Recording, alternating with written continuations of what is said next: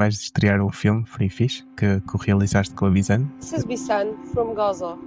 We're still alive. Já houve várias chamadas de despedida e também me fui habituando a ouvir explosões. Numa mensagem de voz, há 2 anos que já estava a ter ataques de pânico, porque é um bocadinho distópico. Tenho que continuar o meu dia de trabalho, normal. Como se não tivesse uma amiga, não é? Que acabei de ter uma chamada surreal, que me descreve que está com fome e que não come e que está a comer um saco de batatas há uma semana. Na equipa do Don't Skip Humanity, ninguém na vida tinha tido nada que lhe preparou para trabalhar com genocídio, não é?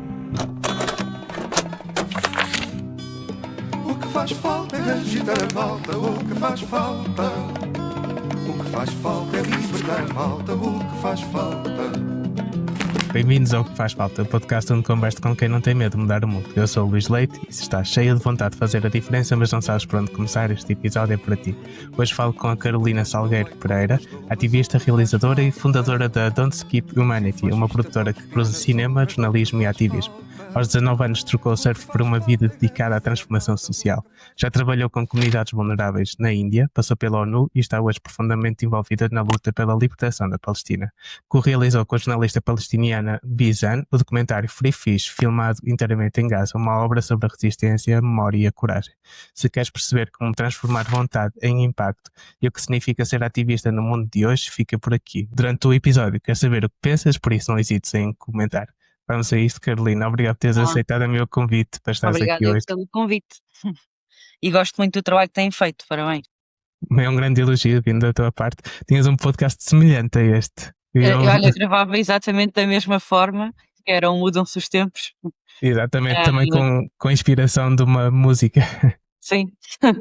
E pronto, exatamente isso. Mas tu estás a fazer outra coisa em cima disso, que é a questão da comunidade, e é mesmo muito fixe. Tipo, os debates e a troca de ideias e o espaço. Criaste um espaço seguro, gosto mesmo do projeto. Parabéns. Muito obrigado. Para quem não sabe, o grupo de debate é um grupo no WhatsApp e qualquer pessoa pode aceder, é só clicar no link da bio que tem acesso. Carolina, tinha aqui uma descrição muito longa sobre ti, é muito difícil resumir porque tu fazes muitas coisas. Se tivesses aqui um desafio de 1 minuto de dizer quem és, o que é que dirias? Acho que é fácil, porque eu fui fazendo muitas coisas diferentes, mas também acho que é normal, ou seja, eu tenho 30 anos, portanto, sei lá, tive o privilégio de nos 20, não é, ir aprendendo e experimentando e desenvolvendo enquanto ativista e enquanto pessoa, mas agora, no fundo, eu conto histórias. Ou seja, eu acredito mesmo no poder das histórias, para mudar mentalidades, e acredito que as histórias moldam o mundo, que nós agimos todos conforme as histórias que acreditamos serem verdade. O que eu tento fazer é levar melhores histórias e com mais diversidade e com vozes que se calhar não se ouvem tantas vezes a pessoas, mais pessoas, e depois dar a essas mesmas pessoas ferramentas para que elas possam fazer alguma coisa em relação à história que acabaram de ouvir. Ao mesmo tempo, não sei, sou uma pessoa envolvida nas coisas. É provável que me encontrem em protestos, mas também sentada atrás de um computador a ter reuniões, portanto, é um misto. Como é que te começou essa vontade por contar histórias, no fundo? Vou ser muito honesto, eu acho que para aí em cada podcast diferente, e tu estiveste a ouvir, pelos vistos, eu vou dando mais ou menos a mesma, mas às vezes vou tipo dando respostas diferentes, sabes? Sim. Umas vezes digo que é por causa do surf, Por causa dos e escuteiros, deixar como é que é? Deixar exatamente. o mundo melhor do que aquilo que encontramos. Hoje em dia isso é muito difícil. Como é que Pois é é isso, possível sim, fazer isso? sim, até porque o mundo ainda por cima já esteve melhor do que o que está agora. Exato. Portanto, pronto, mas pronto, mas também já esteve pior, ou seja, é o que é. Eu acho que esse trabalho continua, mas é isso, acho que talvez os escuteiros, mas no fundo é um bocado mudada pelas pessoas no geral com que me fui cruzando, mas de facto eu estive nos escuteiros dos meus 5 anos aos meus 18 anos, portanto acredito que de alguma maneira, até ali ao início do ativismo, eu não me lembrava de existir sem andar nos escuteiros. E eu tive muita sorte com o grupo que me calhou, não é? Porque também sei que a experiência dos escuteiros pode ser completamente diferente dependendo do agrupamento em que estamos. Eu estava num agrupamento de uma pequena vila, que é o Sobral de Montagraço, e E pronto, e acho que tive muita sorte, portanto, acho que isso me foi moldando.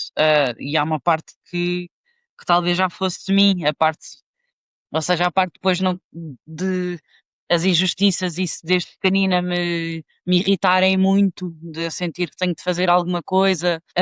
Acho que foi um combo das duas coisas, não é? Aliás, ainda há pouco tempo estava a falar com o meu pai, temos uma ótima relação mesmo, mas discutíamos muito porque ele é um interno pessimista e eu sou uma eterna otimista, né? E então, apesar de termos quadrantes políticos semelhantes, ou seja, só que ele é assim, pronto. Um, e, e isso irritava-me muito, né? Quanto mais nova, mais me irritava. E agora, recentemente, ah, eu até lhe disse uma coisa que acho que foi uma reflexão pessoal num jantar, eu estava com o meu irmão também, em que disse que, bem, eu se calhar também faço as coisas que faço, também em certa parte é meio que egoísta, ou seja, no sentido de é a minha maneira, eu desculpa usar o estrangeirismo, mas de cope with it, tipo de aguentar, de conseguir viver, mesmo em relação à Palestina ou às outras coisas, é tipo eu não sei, ou seja, eu não posso ser aquela coisa de estás a ser altruísta, quando eu na verdade é tipo, eu acho é que não conseguiria de outra maneira estar calma, ou estar bem. Então também há aí uma certa parte que é quase de gestão pessoal, é tipo a minha maneira de conseguir lidar com o mundo e com as coisas que depois vou sabendo e que vou desconstruindo e que vou aprendendo é tipo a ter de fazer alguma coisa e honestamente acalma-me e descansa-me, hum, sentir que estou a trabalhar para este coletivo. Também sentirmos motivados para fazer a diferença, né? Parece um pouco uma frase feita, mas ah, se não existir algo pelo que lutar, parece que falta alguma coisa na tua vida. Nós podemos acreditar que, sei lá, que outras pessoas estariam a lutar, mas parece que às vezes até é quase terapêutico, ao fazer o que faço. Eu acho que seria muito pior pessoa se para as minhas relações, para o que for, se eu só soubesse das coisas e não tivesse a fazer nada, porque isso ia-me gerar uma frustração tão grande que eu ia só ser uma pessoa irritada, triste, etc. Portanto, pronto, no fundo é eu fazer alguma coisa, acho que também é uma maneira mesmo de autogestão. Falar em fazer alguma coisa, vais estrear um filme, foi fixe, que o realizaste com a Bizana. Queres contar um bocadinho como é que foi o todo o processo? É Como é que ótimo. conheceste a Bizana, por exemplo? Como é que isso aconteceu? Como é que conheci? Uhum. Então, eu já estava, pronto, já estava ligada à causa da Palestina antes de 7 de outubro e pronto, e tenho algum, e lá está, e como disseste, eu antes estive na ONU, etc. Pronto, portanto, isto para dizer que tínhamos alguns amigos em comum de jornalistas de guerra e quando aconteceu o 7 de outubro, criou-se um género de task force de um grupo de pessoas para receberem material de jornalistas palestinianos para tentar, tipo, fazer algum sentido daquilo. Eles obviamente não tinham tempo para estar a editá-las, a pôr legendas, a pensar em como é que estas imagens vou aqui montar uma história com pés e cabeça para explicar às pessoas o que se está a passar aqui. Portanto, o nosso trabalho, pessoas já tinham trabalhado em comunicação, de impacto, tinha jornalistas de guerra, tinha outras pessoas, estavam neste grupo para receber esse material, trabalhar o material e ajudá-los a pôr esse material cá fora. Pronto, eu tive a sorte de calhar no grupo com a Bissan, e com o Daman e com outros, e depois de pá, aí 2 meses, na verdade, esses grupos acabaram, pronto, porque entretanto as coisas eles lá se orientaram, mas nós ficámos muito amigas, tipo, nós falávamos todos os dias e continuamos a falar todos os dias. Ahm, eu acho que em algumas coisas é porque somos muito parecidas, só que ela nasceu lá e eu nasci em Portugal, ou seja, as duas que temos mais ou menos a mesma idade, as duas acreditamos em contar histórias, as duas queremos montar uma produtora, as duas, ou seja, há muitas coisas muito parecidas, depois vínhamos outras coisas, as duas jogámos basquete e basicamente nós mantivemos contacto. E pronto, e não foi desde o início com a ideia de fazer um documentário. Na altura, primeiro até lançámos uma campanha ou relançámos uma campanha de ajuda humanitária juntas, a ela e a NELAC, e pronto, e mais tarde é que queríamos fazer um conteúdo. Ela também, nós ajudávamos a produzir algumas coisas do AJ Plus, daquela série que ela Sim, teve, sim. chamada Era muito fixe. I'm Bissan and I'm Still Alive. Foi a que ganhou o prémio. Nós, no fundo, ajudávamos só. Era tipo com legendas, coisas, pronto. E depois quisemos fazer um conteúdo um pouco maior e começámos a pensar em algumas ideias para documentários. E pronto, e esta foi uma delas. Estamos a trabalhar também já noutros, mas o Free Fish, aquilo que tinha diferente é que nós ouvimos muito falar do bloqueio e de tudo o que tem acontecido em Gaza nos últimos 2 anos, com imagens da terra, de destruição, etc. E o Free Fish é sobre o bloqueio do mar, e que também é real. E portanto nisso acaba por ser um bocadinho diferente. Segue a história de 2 pescadores, é um documentário, portanto são pessoas reais, é uma coisa que agora, na verdade, a enviar o filme para festivais onde vai estrear, etc., tem-nos perguntado quase sempre, mas isto são pessoas reais, e assim são. É sério? É por causa. Eu fiquei Sim. que perguntam isso, assim, seria talvez inteligência artificial, não sei. Não, não, acho que é mais de se, tipo, se foi uma história com atores, ou seja, se Ah! eles são mesmo aquilo que contam, eu acho que não sei, mas é muito tipo, não, é mesmo, ou seja, ele é mesmo ele, o Abu Narram é o Abu Narram. Pronto. Ahm, e no fundo são 2 irmãos, um está no norte e outro está displaced, deslocado no sul, em tendas. Mas na verdade o que está no norte está nas ruínas do irmão que está nas ruínas da casa do irmão que está nas tendas. E foi o único filme que foi filmado no norte e no sul durante os últimos 2 anos. O norte só abriu há pouco tempo para tentar mostrar como é que eles tentam sobreviver, como até num sítio num lugar em que a fome está a ser uma arma de guerra, ah, os pescar tornou-se proibido, portanto já nem sequer se deixa entrar ajuda humanitária, mas também não se deixa sequer usar os recursos naturais. Mostra muita destruição do porto, mas depois também, e este é o spoiler, mas que é ok partilhar, tivemos acesso e mostramos também como é que era antes. Ou seja, tentamos mostrar, mesmo nós estamos a tentar naqueles documentários em que pelo menos os estamos a fazer juntas, mostrar sempre a big picture, ou seja, hum, Gaza não é isto destes últimos 2 anos, dar um contexto para aquilo que as pessoas estão a ver. E isso tem sido difícil, tem sido quase um misto entre documentário e mexer com arquivo, ou tentar introduzir de alguma forma no documentário ah, uma explicação de como é que era antes, porque, pronto, porque muitas vezes nós vemos estas imagens na televisão e eu vi pessoas que até são pró-Palestina a dizer pronto, isto devia ser uma coisa básica, uns estão a invadir outros e os outros mal tinham coisas, aquilo era só pedra. Eu acho que é um bocado as imagens que nós temos, tipo, do Afeganistão e da não Sim, sei quê, das guerras, não é? E é tipo, mas sim, aquilo sim. não era só pedra. A questão é essa, tipo, não é, ou seja, ainda é mais do que isso. E a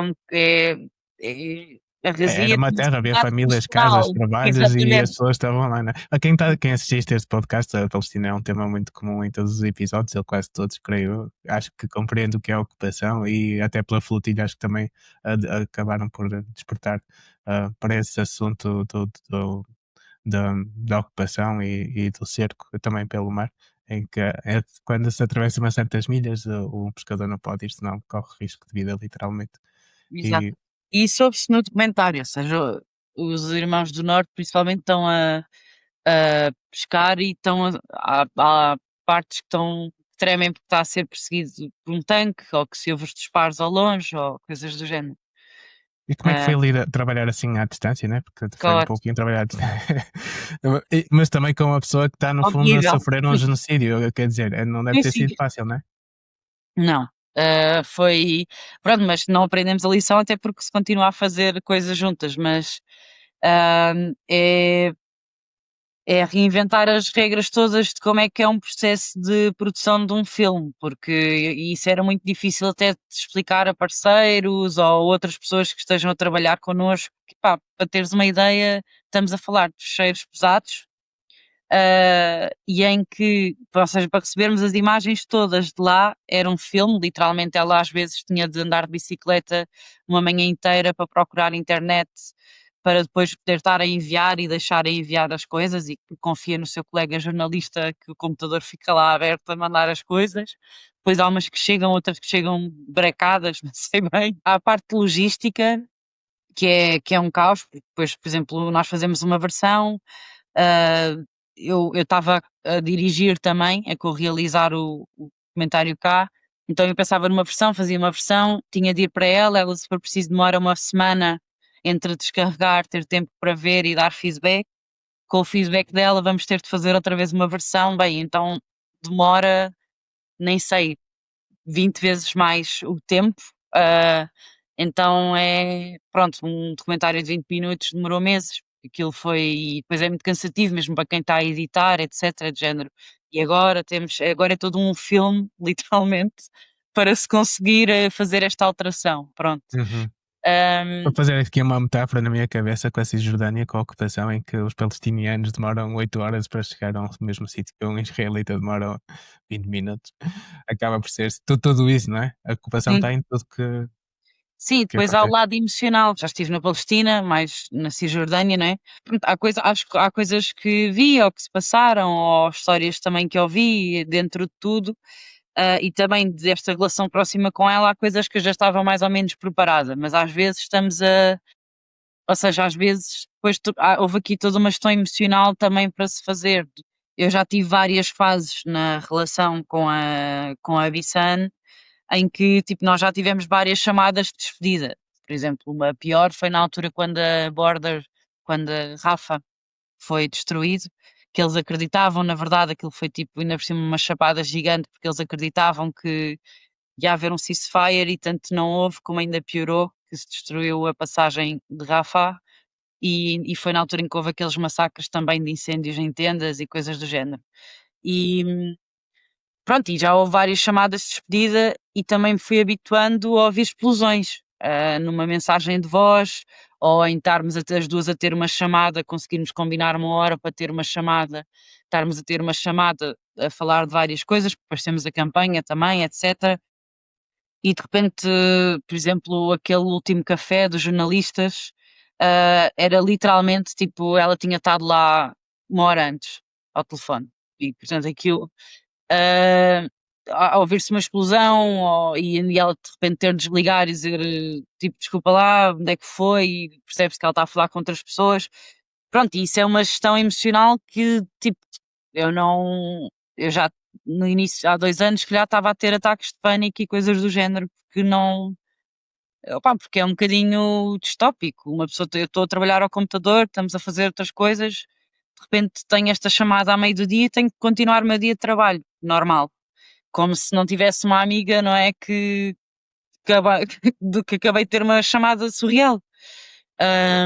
Ou que me descreve que está com fome, e que não come, e que está a comer um saco de batatas há uma semana.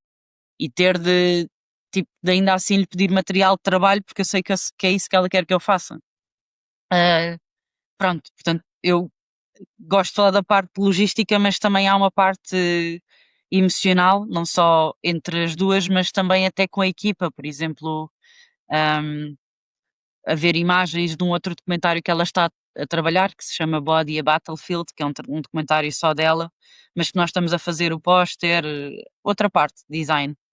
E eu, sem querer, reencaminhar aquilo para o nosso designer e dizer só tipo: olha, está aqui as fotografias para fazeres um mood board e etc. E só depois é que me cai a ficha do tipo: aí é bem, isto foi sem trigger warning, foi sem nada, tipo Carolina. E é um que é literalmente tipo Body a Battlefield, é mesmo um documentário que ela está a fazer sobre o impacto da guerra nos corpos, é tipo extremamente visual.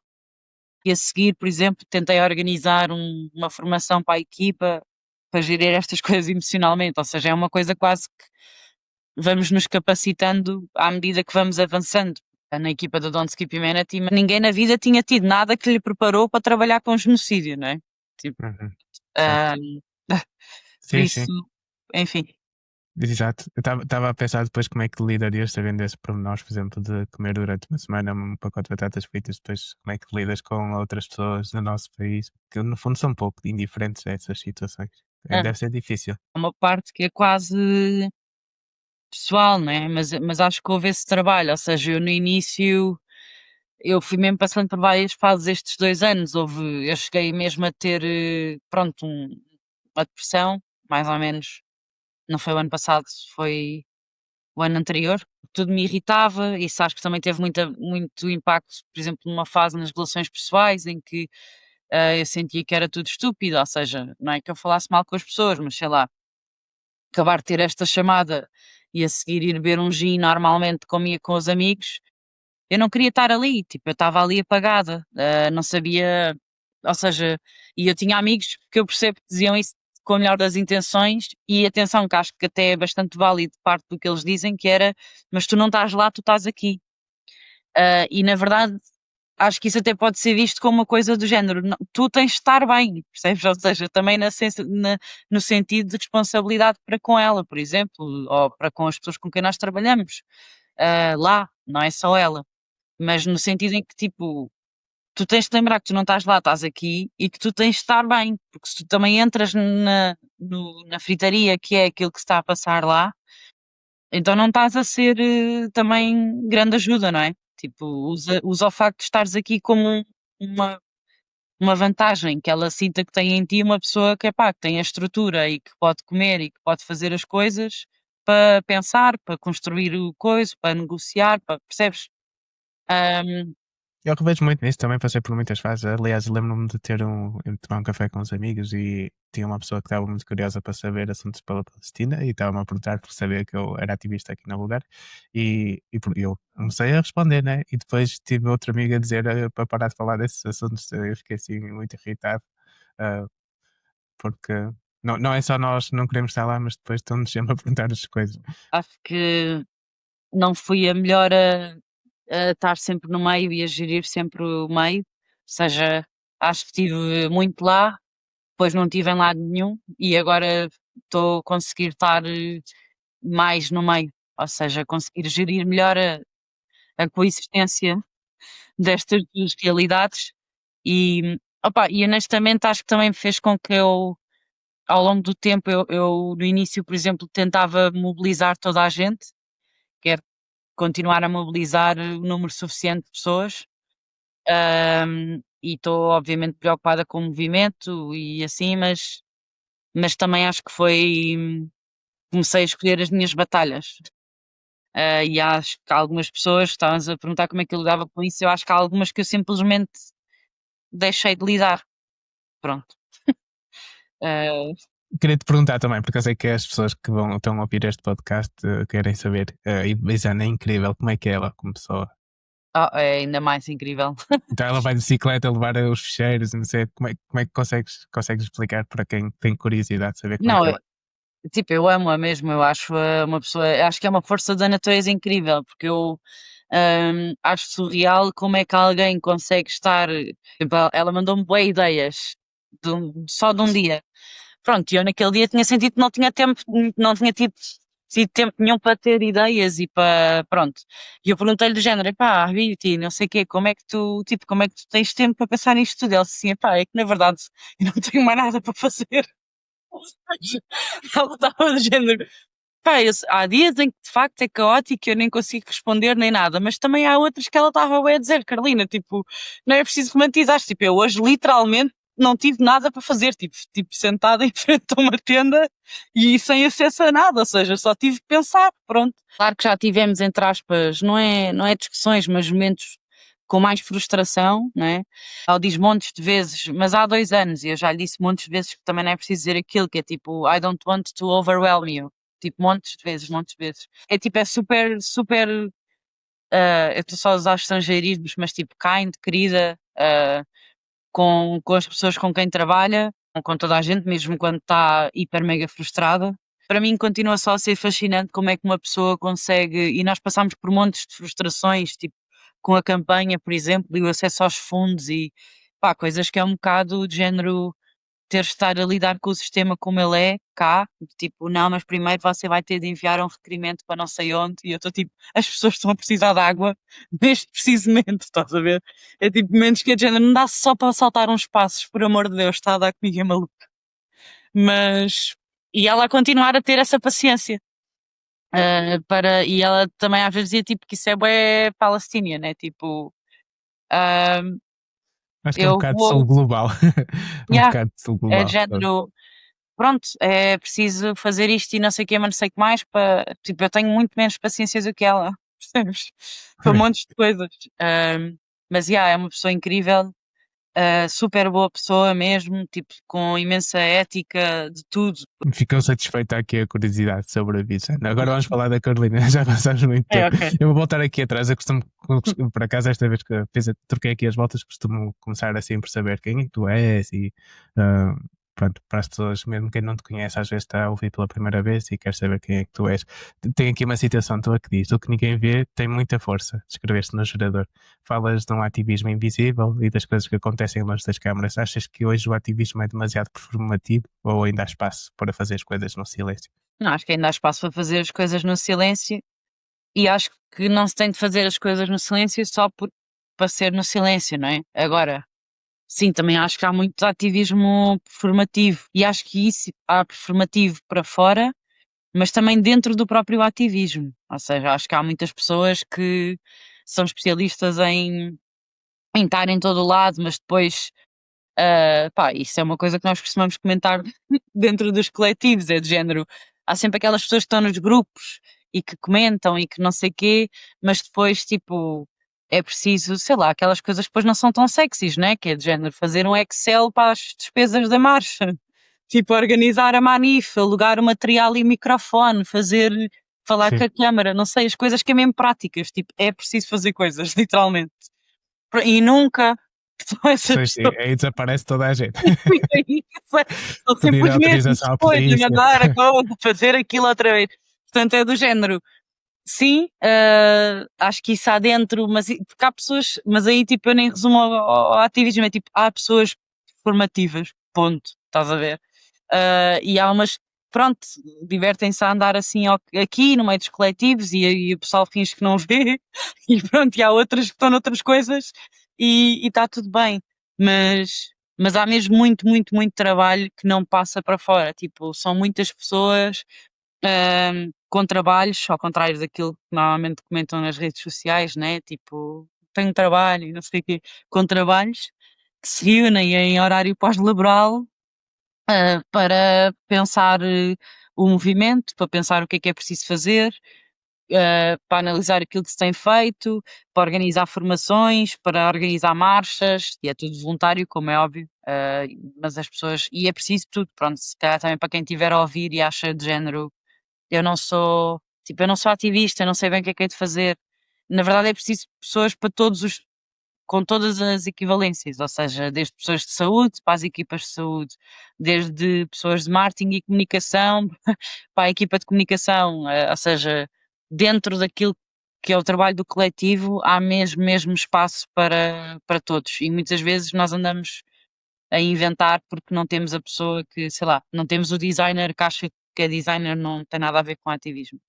Ahm, e portanto há mesmo espaço para todos. Há uma pergunta que me costumam fazer também, que às vezes não se metem nas coisas porque têm medo de não cumprir um compromisso.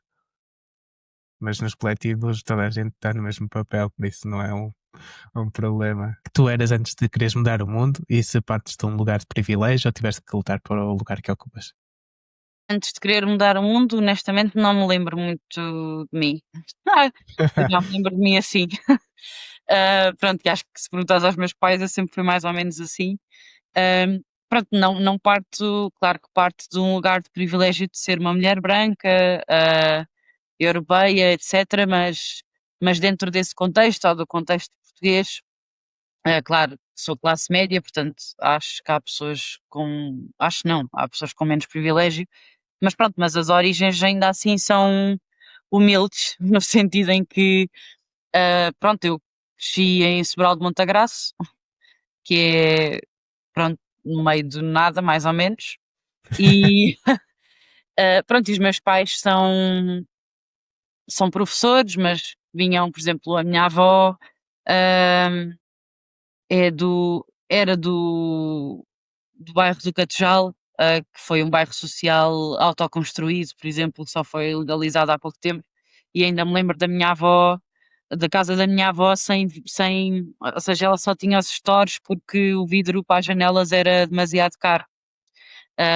Pronto, então ela só tinha stores, tinha tipo a estrutura das janelas e o Sim. store, e só depois e habituou-se e só passados uns anos é que depois pusemos umas janelas de vidro e não sei o quê. Eu estou Mas com a cara surpreendido porque nunca então, imaginei que isso. Não, é uma situação mesmo que descreve pronto, bem. ó, sei lá, o meu avô e o irmão dele discutiam porque o meu avô encontrou o poço, ou seja, vem de origens que os meus avós eram desse bairro social ali, olha, é muito perto daqueles que tiveram a ser despejados, mas agora o Catejal já está ah, legalizado.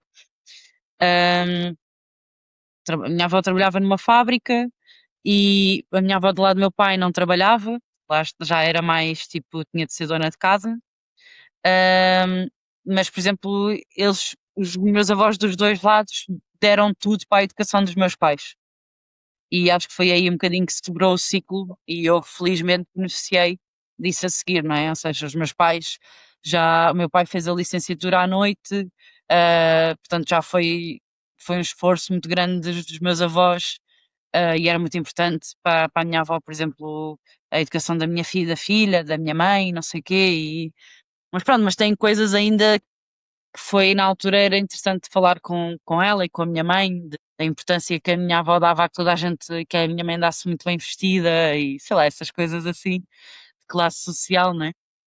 Sempre tive de juntar o dinheiro para fazer o que queria fazer, nunca foi assim uma coisa tipo que os meus pais me dessem o dinheiro à partida, apesar de que me deram todas as condições, felizmente, o acesso à educação, nunca faltou comida na mesa, água quente, para eu, para eu poder explorar o mundo à vontade, portanto, não me posso queixar nesse sentido.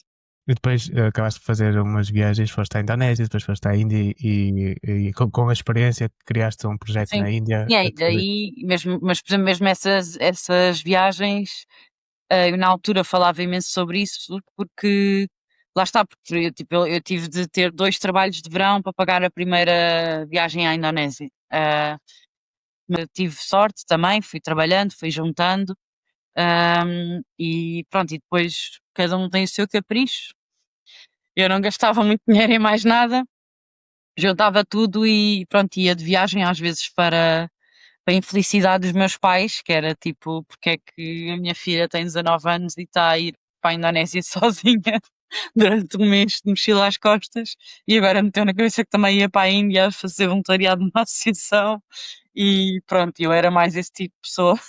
Mas foram situações profundamente que te Incrível. marcaram a tua vida para sempre, não é? Se não Sim, fosse sim, isso, não sem tinhas o dúvida. Don't Skip Humanity agora.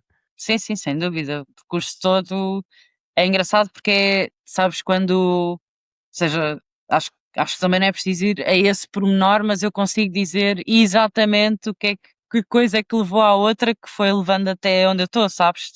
Foram momentos impactantes na tua vida. A viagem da Indonésia fez com que eu criasse o primeiro projeto, que na altura se chamava My Destiny, que era de educação através do surf.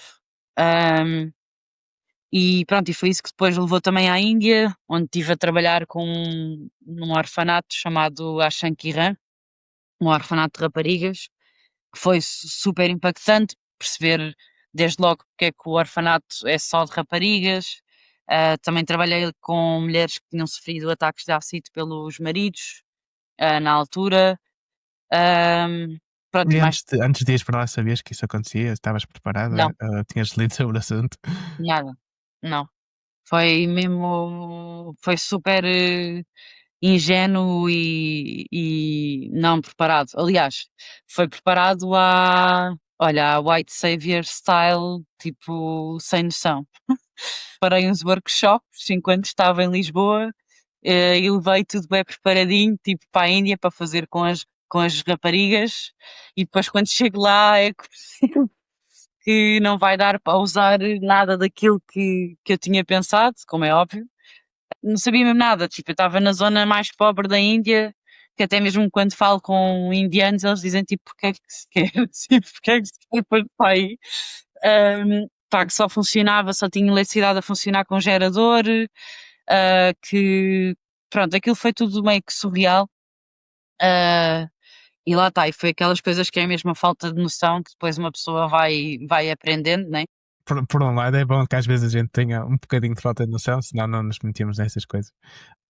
Mas depois eu convido aqui quem tá a ouvir também a ouvir os outros podcasts que a Carolina fala mais profundamente sobre estes assuntos e sobre a Índia e sobre estes processos todos. Depois então dessas aventuras, não sei se aventuras é a melhor palavra, mas É so- verdade. so- sobre essas aventuras que tiveste, acabaste por criar a Don't Skip Humanity. Porquê é que criaste, como é que foi e para que é que existe? Ah, bem, pronto, eu depois de várias dessas aventuras, fui convidada para trabalhar num departamento das Nações Unidas que era e é 100% focado em comunicação, tipo em mobilização do online para offline e assim. E basicamente aquilo foi incrível porque foi uma escola, né, para mim, tipo, opa, a aprender mais sobre storytelling, sobre como é que podemos contar histórias para impacto, para mobilizar, ah, sobre como é que as palavras importam, como é que, pronto, como é que na verdade os mídias, a comunicação é mesmo uma das grandes armas, e uso arma mesmo, seja o termo bélico de propósito, que movem o mundo. E pronto, e eu aí comecei foi a sentir que, pronto, que eu ainda era nova e que estava ali na ONU, que é incrível, foi um privilégio mesmo gigante.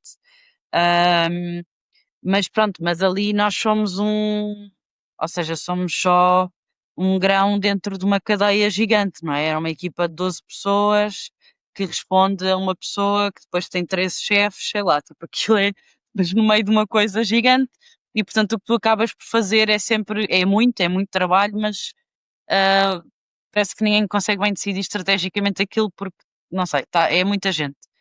E então comecei a sentir que havia coisas que eu queria fazer diferente e que queria fazer de forma mais independente e mesmo assim histórias que não estavam a ser contadas.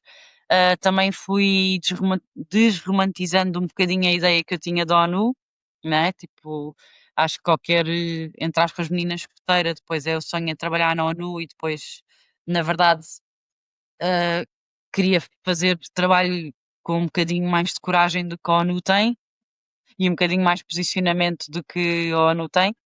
E então, senti que gostava de criar uma coisa, mas não era do género porque queria ter uma coisa minha, era porque sentia que faltava essa coisa. Tanto que eu cheguei a procurar essa coisa noutros sítios, ou seja, eu não me importava de trabalhar para outros, mas queria encontrar um projeto que fosse mais independente, que não fosse neutro, num lugar de justiça, que procurasse determinadas histórias, ah, que tivesse. Eu gosto das coisas com mais profundidade, portanto, desde podcasts com mais profundidade, a filmes, seja ficção ou documentário, mas ou seja, fazer as coisas com outro tempo e com outra, ah, pá, não sei, com outro brio. Ahm, Pronto, e então foi um bocadinho assim que fui pensando, na verdade, o Don't Skip Humanity, mas ainda enquanto estava a trabalhar na ONU. Ahm, e a ideia era criar uma plataforma que até aí não tinha encontrado que fizesse algo assim, nós também ainda não estamos aí, só temos 2 anos, mas uma plataforma que na verdade as pessoas pudessem ir de A a Z naquilo que eu fui percebendo que era quase como se fosse a jornada para uma pessoa se mobilizar, que era educar-se sobre determinado tema, seja educar-se, inspirar-se, ou seja, haver ali um trigger, seja ele um gatilho, ou seja raiva, seja inspiração, seja o que for, tem de haver uma história, ah, contada de determinada maneira, ou melhor, com essa forma que faz com que a pessoa sinta alguma coisa em relação àquilo. e também que seja orientada para e que sinta também que pode fazer alguma coisa em relação àquilo, ou que seja orientada para que tenha um cunho que não seja neutro, não é? Que tenha um posicionamento. Hum, Depois é preciso que essa pessoa tenha acesso às ferramentas e uma das coisas que eu percebi é que era importante que as pessoas tivessem acesso às ferramentas rápido, para não perder ali aquela janela em que a pessoa ainda está com aquelas emoções. Aliás, nós não nos chegámos a fazer testes de género, experiências de virtual reality, por exemplo, num banco de refugiados ou num barco de refugiados, não sei o quê. As pessoas entravam para uma tenda e faziam isso durante a Assembleia da ONU e depois saíam e tinhas tipo a UNRWA ou a dos refugiados. Estive a Uhum. pedir doações e era muito Claro, sim. maior o pico de doações do que, sei lá, de montes de campanhas de angariação de fundos e assim. Tinha a ver com a pessoa sentir aquilo naquele momento, não é? E querer fazer alguma coisa naquele momento, não é uma semana depois. Pronto, então senti que era importante estar na mesma plataforma. Ou seja, tu contares a história e ser fácil ires ter um workshop sobre a Palestina, sobre refugiados, sobre migrações, sobre feminismo, sobre justiça climática, ou o que for. Pronto, e então estamos a tentar criar isso, que é, por um lado, estúdio, ou seja, documentários, podcasts, videocasts, filmes, etc. E por outro lado, a parte da academia, para o ativismo e tentar, e criação de comunidade também, mas no fundo tentar ter tudo isso num lugar, para mobilizar mais pessoas. Tipo, o objetivo último é a mobilização coletiva e nós já fomos definindo coisas do género, se isso não tiver a ser cumprido, nós não estamos a fazer nada. A ideia é essa mesmo. Uhum. Tu estavas a falar, estava-me a lembrar de uma história, vou contar a história, vai ter que ser. Tenho aqui a Bora, bora. minha cafia e já tem mais de 20 anos. E eu usava sempre por uma questão estética e um dia tinha aulas de jornalismo e fui para aulas de jornalismo com isto e o professor disse, sabes o que é que significa esse café que tu existe? Eu nem sequer sabia o nome que era café. Yeah. Ah, e ele disse: é o Kefir, não sei o quê, dos palestinianos. E eu fiquei com aquilo na cabeça e fui para casa e fui pesquisar e depois vi imensos documentários e depois acabei por perceber que já sabia o que era e já se conhecia a Yeah. história. Mas foi assim que eu comecei a saber mais sobre a Palestina. Sim. Mas tem a ver com isso, com esse impacto que estavas a dizer.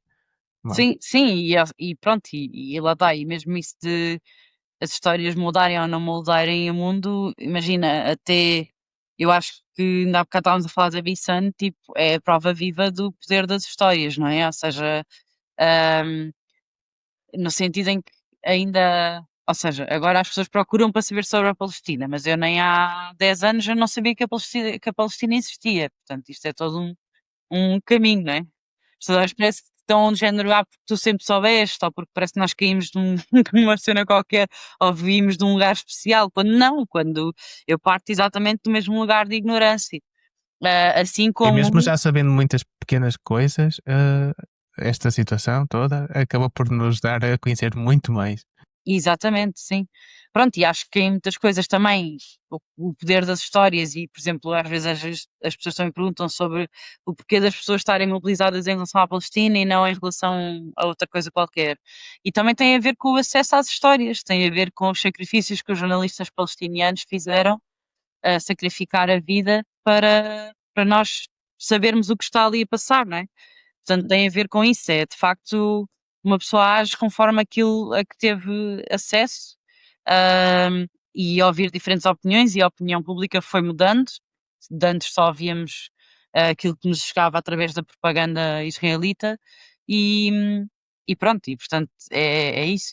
Nós todos somos, entre aspas, provas vivas de, do impacto que histórias têm em nós. Falaste muito sobre o ceasefire, né? O que é que significou este ceasefire, este último, e também o reconhecimento da Palestina. Falaste muito sobre o assunto, o reconhecimento da Palestina como Estado.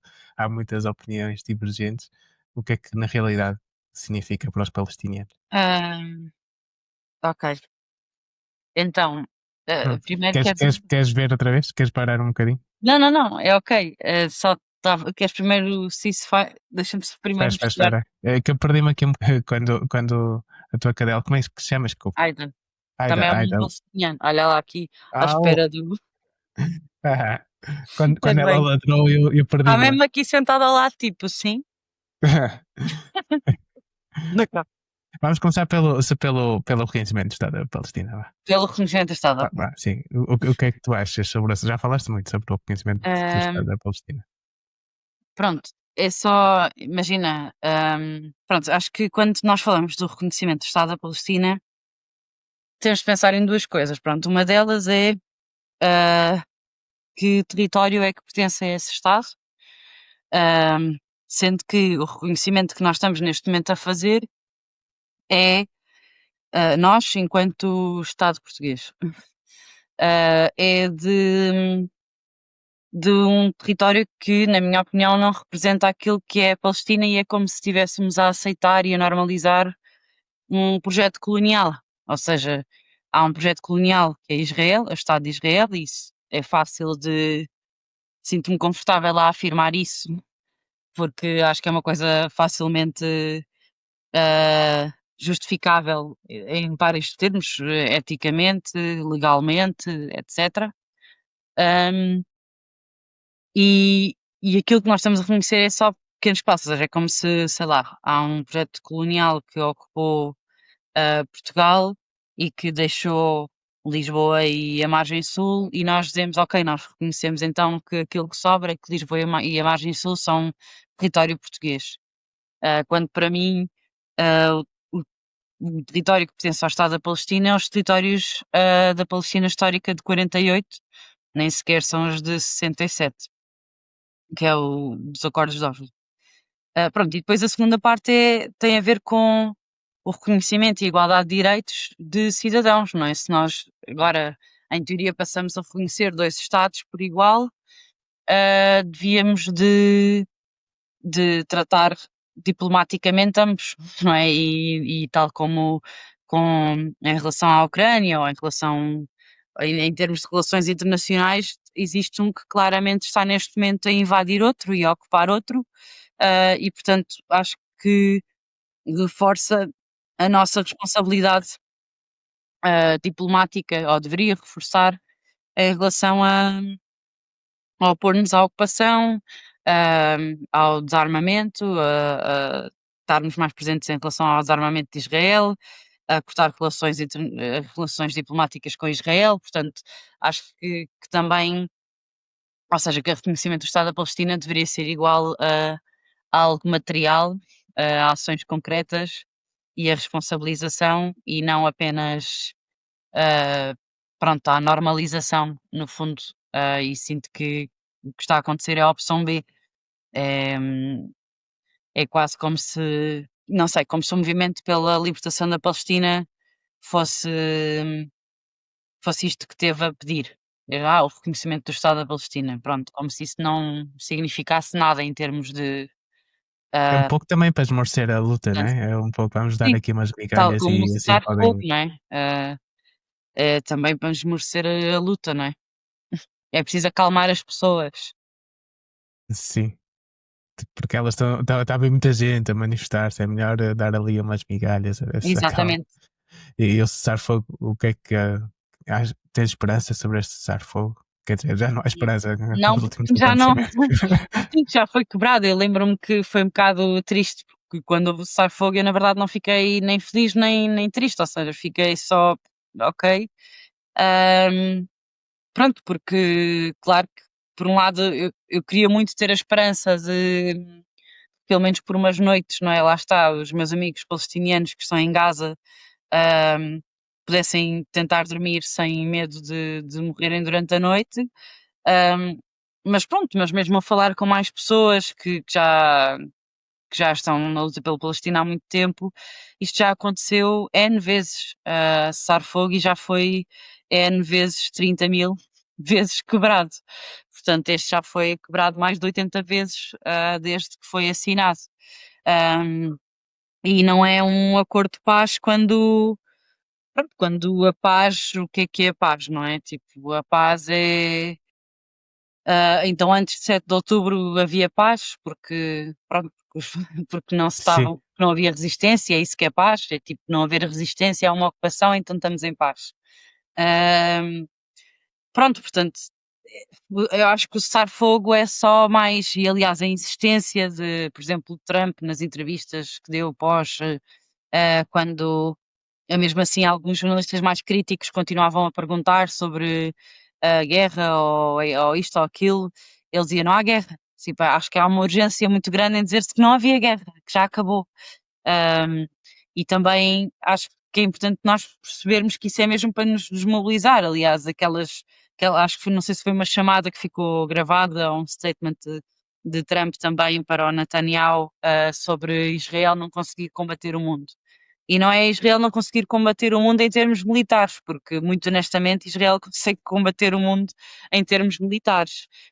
Não consegue, quando o Trump diz isso, não consegue combater o mundo, ele está a falar mesmo de nós. E acho que as pessoas não se apercebem do poder que têm, mas tem mesmo a ver com a mobilização social, o caos que estava a acontecer, o caos, para mim, é positivo neste caso, que estava a acontecer em várias cidades europeias, tipo greves e greves nacionais, a ocupação de embaixadas, a desobediência civil em massa. Ah, tudo isso que estava a acontecer, foi o que levou a que é preciso pôr travão nisto. Portanto, quando Israel não, o mundo que não consegue combater é este, é o mundo das pessoas, não é?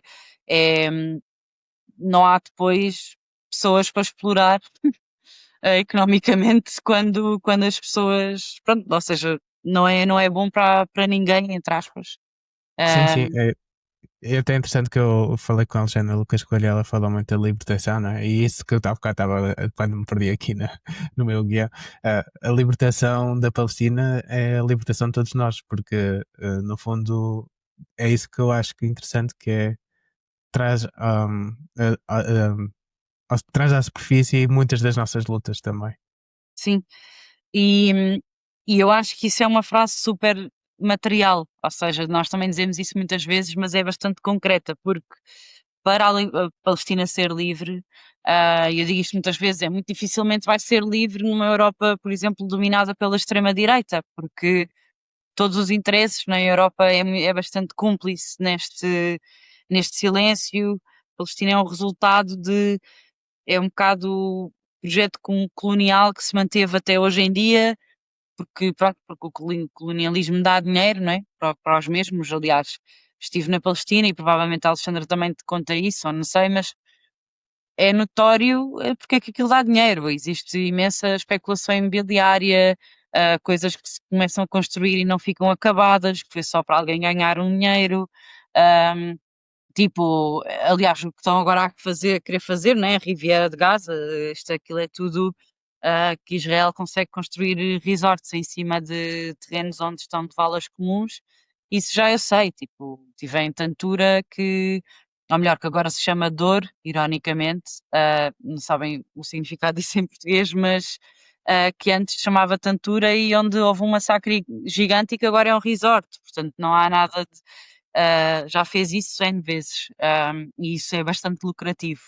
A libertação da Palestina, libertar-nos a todos é bastante material, exatamente porque vai fazer com que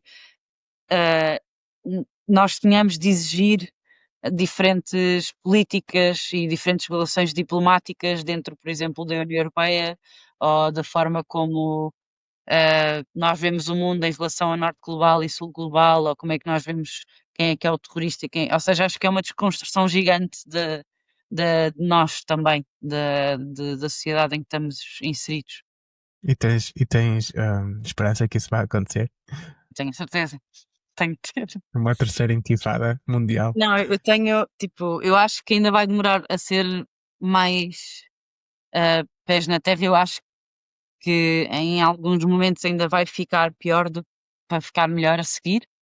Ou seja, eu não quero isso, mas tem a ver também com conversas que tive com.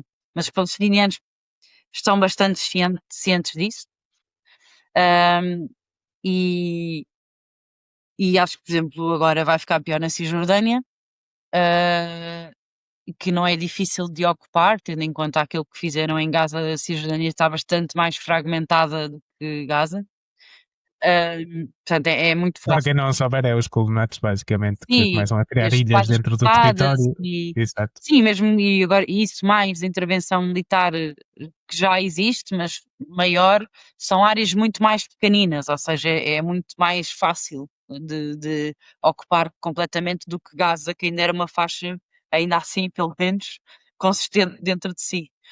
Hã, mas é isso, mas acho que ainda vai ficar pior antes de melhorar, em alguns momentos, porque infelizmente, é assim que a sociedade funciona, não deveria ser necessário, mas eu não te sei explicar porquê, talvez lá está por ser eterno otimista, eu tenho tipo a certeza absoluta dentro de mim que pá, hei de ser muito velhinha ou o que for, mas ainda vou ver em vida uma Palestina livre.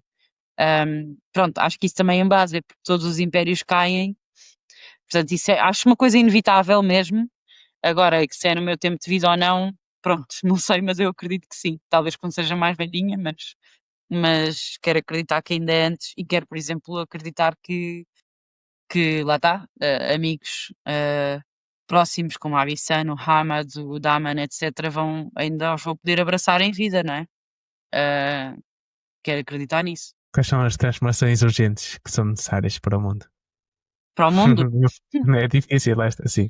sim, acho que uma tem, lá está, tem a ver com as histórias, acho que uma é a desconstrução ahm, daquilo que entendemos como, por exemplo, com um conceito tão básico entre desenvolvidos e em desenvolvimento ou coisas assim, ou seja, acho que tem de existir um aprofundamento dessas dinâmicas e nós percebermos onde é que nos sentamos. Ahm, e, bem, acho que talvez outra é, acho que nós estamos a caminhar para o oposto disto, mas idealmente que as pessoas percebam que a sociedade é uma coisa coletiva, parece uma coisa super básica estar a dizer isto, mas eu sinto que hoje em dia parece que as pessoas querem viver em sociedade por causa dos benefícios que traz, tipo, todos nós queremos estar numa terra onde temos as lojas, onde vamos à mercearia e onde nessa mercearia há pão que eu posso comprar, mas não percebemos bem que, por exemplo, para me deslocar, que a sociedade depois tem regras, não é? Porque para isso tudo acontecer, e que isso também não é um ataque, é só tem de funcionar de alguma maneira. Sim, Pronto, fazer melhor para todos. exato, pronto, e que se queremos estar completamente sem dinâmica nenhuma, até numa coisa, por exemplo, bastante anarquista, existem consensos, não é? Ahm, pronto, e existem limites de, sei lá, não posso na mesma matar outra pessoa só porque hoje acordei e achei que sim. Ou seja, acho que isto Sim. é uma coisa que parece tão básica, mas sinto que as pessoas hoje em dia estão super, estão mais individualistas, ou seja, não sei bem como é que elas estão a ver isto, mas parece que é de género, estão a gritar muito por liberdades individuais ao mesmo tempo que querem coexistir, porque dá jeito, e eu acredito na liberdade individual, mas outra vez anda-me a fazer um bocadinho confusão, às vezes alguns discursos, quase o exercício intelectual de então eu não estou mesmo a perceber mais ou menos onde é que tu estás a querer viver, ou seja, parece quase um contrassenso, hum, em relação à humanidade, à sociedade, mais à sociedade.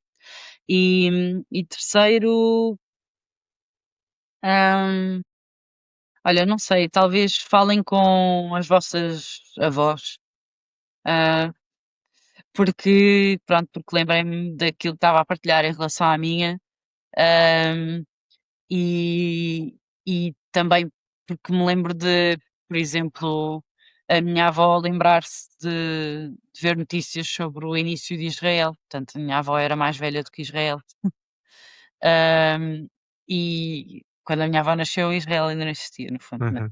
E Sim, sim, também sim. passou pelo 25 de Abril e sei lá, acho que nós temos aqui um momento em que as avós, neste período de tempo, são bastante valiosas e então acho Também, se calhar, depende das avós. Eu, por acaso, tenho duas é, histórias diferentes das minhas avós. mas A ainda minha, assim, se calhar é, tipo, é uma conversa interessante, acho que sabes? é. Acho que é. Acho que é. Então, pronto, não sei, talvez isso. Vamos passar aqui a uma parte do podcast que é muito interessante sempre, que são as perguntas dos subscritores. Mandar-me não no grupo, que tu também estás, mas por acaso mandar-me em privado, por isso não. Ok. A Inês Teves pergunta: tendo trabalhado nas Nações Unidas, quais consideras serem as maiores barreiras de atuar a esse nível? São sobretudo políticas, burocráticas ou resulta de haver menos liberdade para propor ideias dentro de uma estrutura tão grande? São as três. É hiper mega burocrático, a um nível, por exemplo, tens de mandar um e-mail, passa para a pessoa A, passa para a pessoa B para poderes imprimir uma coisa, porque é um custo, sei lá, estou a tentar dar um exemplo do quão ridículo às vezes é a burocracia interna e o tempo que demora a fazer tudo. São processos gigantes, não há grande espaço para propor ideias. Eu, dentro do meu departamento, é claro que eu tenho de seguir aquilo que está nos Global Goals, nos Objetivos de Desenvolvimento Sustentável, ou seja, há, hum, há coisas que eu posso pensar, claro, e posso debater, mas não é isso que vai sair escrito, não há essa liberdade, isso não é assim que funciona. É a parte burocrática, acho que é a falta de ideias e, e na verdade acho que há muitas coisas que é como o próprio sistema está, mesmo das Nações Unidas, está montado, ou seja, eu acho que as Nações Unidas não querem hum, perder a relevância no terreno, por exemplo, ou em termos de decisões realmente estruturais, vá, e se não querem passar a ser uma organização em que, no fundo, se calhar, olha, como o Tribunal Internacional de Justiça, em que é importante que as Nações Unidas digam genocídio, mas se não querem que o trabalho das Nações Unidas acabe aí, que é de género ser um statement nas palavras ou assim, e querem realmente ajudar a mobilizar para mudanças estruturais, têm de subestruturar internamente, têm de. ah, Precisava mesmo de uma lavagem muito grande, na verdade. Eu tive uma pequena experiência na PNUD, onde estiveste também como Yeah, voluntário, jornalista voluntário pelo ambiente. Era muito grande o título, juro, já nem sei de cor. yeah. Mas realmente era muito difícil, em termos de burocracia, chegar às coisas. Fazer alguma coisa era sempre preciso seguir tudo direitinho. Sim, portanto, acho que exigia, não sei, uma mudança, nem sei. É que não bastava, ia dizer, bastava mudar o secretário-geral, mas não, não é, era mesmo uma coisa quase estrutural, ou seja, nem sei bem, tinha de passar por todo um processo de reinvenção. O meu convidado anterior foi Miguel Faria, que é um politólogo e criador português no YouTube, que divulga temas de ciência política, e ele deixou a pergunta que é: Eu acho que uma pergunta interessante e até para nós termos aqui um diálogo mais concreto sobre aquilo que é a democracia, é mesmo para ti, o que é a democracia? O que é a democracia para mim? É uma boa pergunta. Então, acho que é difícil porque é tipo, acho que a democracia para mim pronto, é o sistema em que neste momento hum, vivemos e que tem a ver com acho é que é difícil de definir numa palavra, provavelmente ele define melhor, porque ele é que é o cientista, né? Sabes? Mas diria que é nós movermos-nos por aquilo que é a maioria, sem excluirmos as minorias. Não faz parte da democracia a diplomacia, ou dentro de, ou seja, acho que depois há uma série de outras coisas que nós fazem parte de se viver num Estado democrático. Iria resumir em talvez sim tentar ser que seja a representatividade do povo que escolhe ou que decide, sem invalidar, hum, sem invalidar as minorias, pronto. Israel é a única democracia no Médio Oriente? Não, porque eu acredito que para ser uma democracia tens de ter liberdade, por exemplo, de acesso à informação, que não existe em Israel, ou seja, existe censura em Israel, e tens de ter igual direito de voto, que também não existe em Israel. Há um sistema de apartheid, então mesmo os cidadãos israelitas, nem sequer estou a colocar os palestinianos, etc. Pessoas com cidadania israelita têm diferentes direitos. Os israelo-árabes, por exemplo, têm diferentes direitos no voto e não só, e de acesso à educação e de acesso à saúde e etc. Acho que, portanto, acho que para funcionar tem de existir o povo tem de poder ter essa capacidade de escrutínio, por exemplo, e isso não é possível em Israel. A escola é super militarizada, portanto, é tudo. Eu não acredito que seja uma democracia quando nós estamos a limitar logo à partida as opções, ninguém pode ser contra a ocupação, não há essa opção. Não é uma democracia quando o povo não é livre, vá, ou não tem livre acesso para poder tomar uma decisão que sinta que o represente. E agora vou-te convidar para me deixares uma pergunta para o próximo convidado. Então, me pergunta para o próximo convidado, qual é que acha que é, ou sendo a pessoa de esquerda ou de direita, whatever, mas qual é que acha que é o problema? Ahm, sei lá, qual é que diria que é um problema da esquerda e qual é que é um problema da direita? E tu Sim, sabes a resposta para esta tua eu tenho a pergunta? minha. Qual é? Acho que um problema da esquerda tem a ver mesmo com a união por algumas categorias base. Acho que, no fundo, nos fragmentamos muito por questões ideológicas, que eu percebo. As coisas são muito importantes para nós, não é? Seja aquela vírgula ou de género, é que eu não posso fazer parte disto porque isto para mim é um valor não negociável, pronto. Mas que depois acaba por fragmentar bastante e acho que temos de voltar a pensar que, ok, se calhar há aqui algumas divergências. Olha, um bocado na verdade a mesma metáfora em relação à Palestina, por exemplo, eu não há movimentos e coletivos que acreditam na solução de 2 Estados, há não sei o quê, mas eu sinto que se formos a, entre aspas, boicotar-nos uns aos outros, não vai dar, não é? Há um passo antes disso sequer que tem a ver com acabar a ocupação, ou estar a ter, ou seja, há uma parte da narrativa que isso nós podemos ter todos em comum. E eu sinto que se calhar esse consenso está a faltar para, pronto, a nível da liderança na esquerda. E, ou seja, que falo com o povo, porque nem é falar, é tipo que representa, eu sei que representa. Tipo, não há mais ninguém preocupado com algumas questões ligadas ao povo. Por muito que os outros tentem enganar o povo. Agora, é preciso é fazer passar isso. Portanto, acho que é mais esse o problema da esquerda. É, é, é lembrar-nos que, sei lá, que a minha solidariedade, entre aspas, não pode ser autobiográfica, não é? Tem de ser. Eu posso, sei lá, eu faço parte da comunidade LGBT e tenho de lutar pelos direitos ah, da mulher negra que, sei lá, que é homofóbica. Pronto, tipo, faz parte. Não é identitária.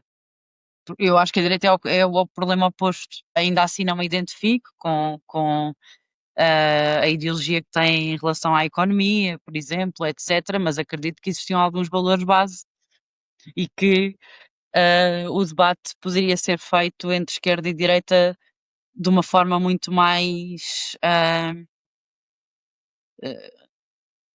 sei lá, com muito mais sumo, não é? Ou seja, não estarmos aqui a debater direitos humanos básicos, devíamos estar a debater era, à partida, eu acreditaria Pelo que menos impor a agenda, né? Porque neste exato, que momento a algumas agenda é coisas imposta por estariam em outros comum, interesses. depois discordávamos Uhum. era na forma de lá chegar, não é? Yeah. Pronto, e eu acho que o problema da direita está a ser ao contrário, que é a esquerda está cheia de limites, percebes? De limites no sentido de, pronto, se passa deste limite já não, sei lá, se és homofóbico já não entras na minha esquerda.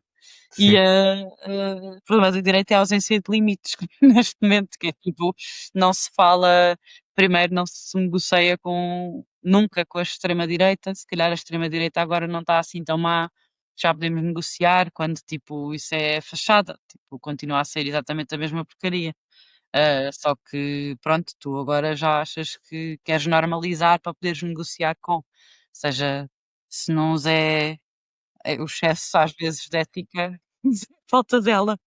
Começa a ser difícil distinguir a E direita acredito, lá está, clássica e a eu extrema-direita. tenho amigos, não só aqueles, tipo, há amigos de direita, mas em que a minha divisão dele com essa pessoa não está na.